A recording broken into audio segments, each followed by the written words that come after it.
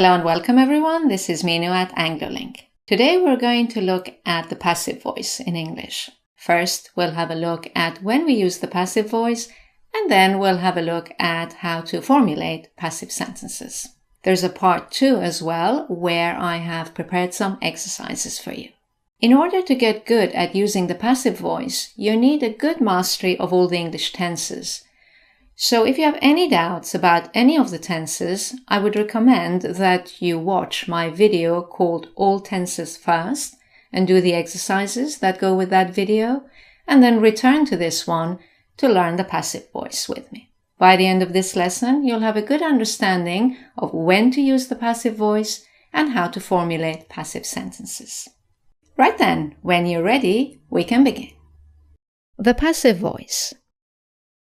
What is the passive voice? A sentence generally begins with the performer of the action, which is the subject, then the verb, then the object or person that the action is performed on. This is called an active sentence. For example, the subject is John, the verb is cleaned, and the object is the room. Now, if we begin the sentence with the object or person that the action is performed on, we formulate a passive sentence. So, starting with the object, the room, then adding the verb, was cleaned, and if we want to add the person, the subject, we can use by. The room was cleaned by John. Note that not all verbs in English take an object. Therefore, some sentences are complete without an object. For example, John slept well, or John lives far away. This type of sentence cannot be changed into the passive voice. Right, let's have a look at when we should use the passive voice. There are two main cases. Firstly, when we do not know who the subject is, or it's not important who the subject is. For example, somebody cleaned the room. The room was clean. Or when it is obvious to the listener or reader who the subject is, because it is the person who usually does it. The cleaner cleaned the room. The room was cleaned. Let's have a look at how we formulate the passive voice. There are 3 steps. First of all, put the object of the verb at the beginning of your sentence. Then, conjugate the verb to be in the same tense as the active sentence. And finally, put the main verb in the past participle form. For example, the active sentence is the postman delivers the mail. Get rid of the subject. Put the object at the beginning of your sentence. Conjugate the verb to be in the present simple tense, is, and put the main verb in its participle form, delivered. Let's look at another example. The decorator is painting my room. Here's the active sentence. Get rid of the subject. Put the object at the beginning. The tense is present continuous, so conjugate the verb to be in the present continuous tense, is being, and change to painted. My room is being painted. One more example. Someone stole the money. Get rid of the subject. Put the object at the beginning, the money. Conjugate the verb to be in the past simple tense, was, and change stole to the past participle form, stolen. The money was stolen. A few notes.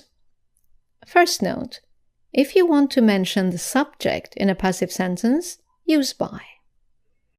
My room is being painted by the decorator. Note 2. If the active sentence begins with no one or nobody, the passive sentence will be negative. For example, no one turned on the light.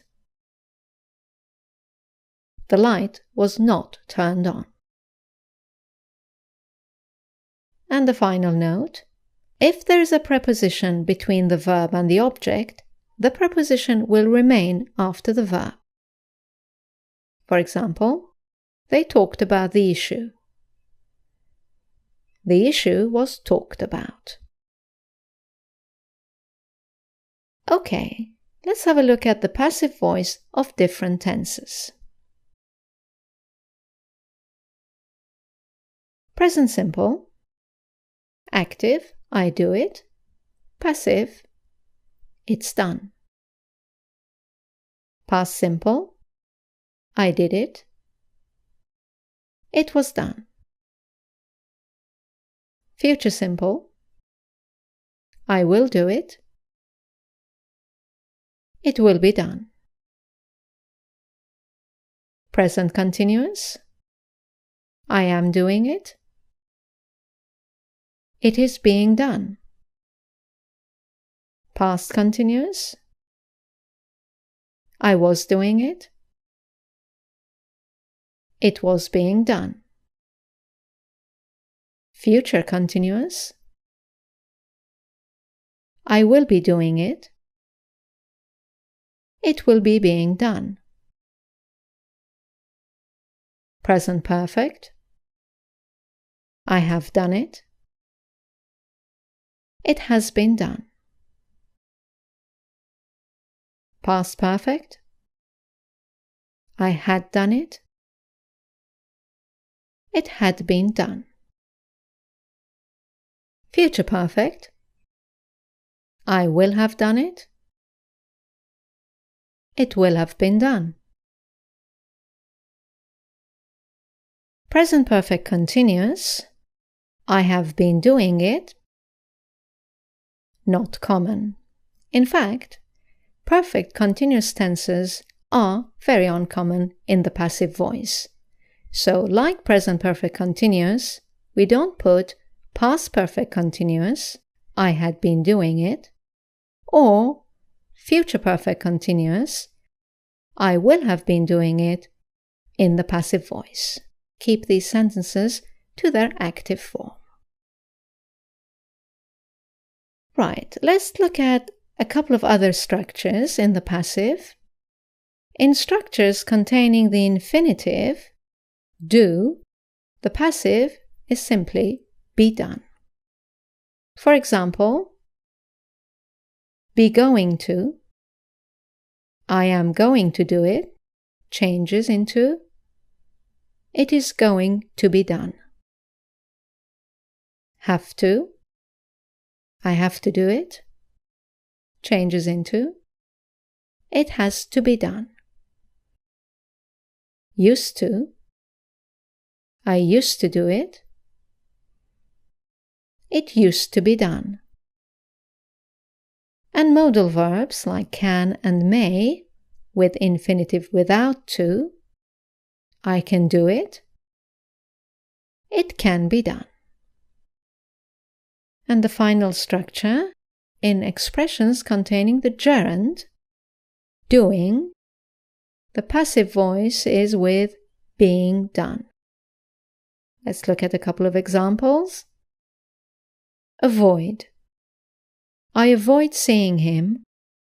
The passive form would be, he avoids being seen.